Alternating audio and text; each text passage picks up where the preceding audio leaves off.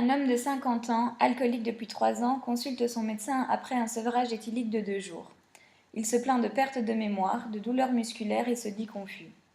Après quelques tests neurologiques, le médecin en arrive au diagnostic de la crise d'épilepsie de type tonico-clonique.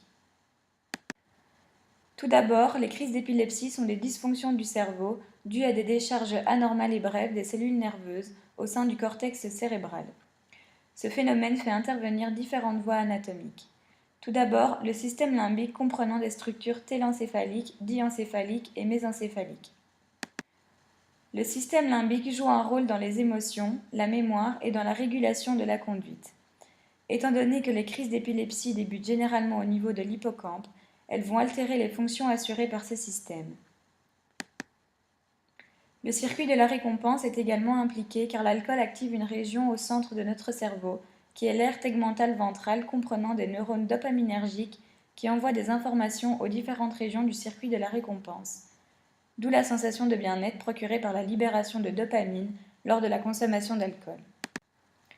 Ce qui se passe au niveau des neurones est une activation excessive de canaux calciques, provenant dans le cas de notre patient de la consommation excessive et chronique d'alcool, provoquant l'ouverture des canaux sodium et amenant donc à une dépolarisation massive qui induit l'activation de récepteurs au GABA. Le GABA a pour effet de diminuer l'activité des neurones grâce à l'entrée d'ions chlore. Les vagues de calcium se propagent au-delà des jonctions serrées des cellules gliales et une crise d'épilepsie apparaîtra lorsqu'un certain nombre de neurones sera activé. L'alcool renforce l'effet inhibiteur du GABA lors de sa fixation sur le récepteur, permettant à ce dernier de rester ouvert plus longtemps et de faire entrer plus de charges négatives.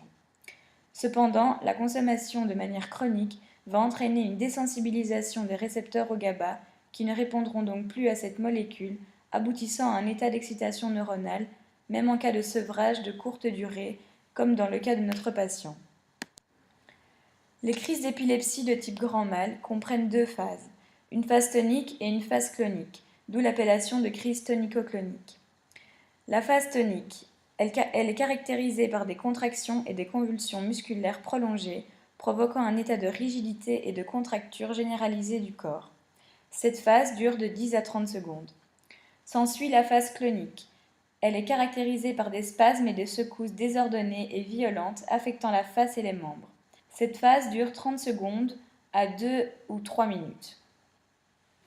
L'arrêt de la crise tonico-clonique se fait progressivement et non subitement, comme dans le cas du petit mal, où les absences se déclenchent aussi soudainement qu'elles disparaissent.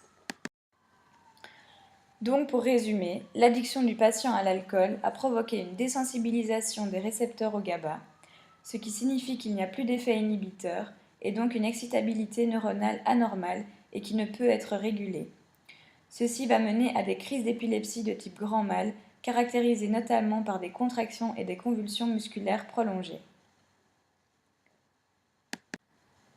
Pour le traitement du patient, on utilise du diazépam qui fait partie de la famille des benzodiazépines, qui est un tranquillisant augmentant la transmission GABAergique. Cette molécule va se placer sur son site de fixation, situé à l'extérieur du pore, et va moduler le canal. On administre également aux patients de la vitamine B car la glutamate décarboxylase l'utilise comme cofacteur afin de former du GABA.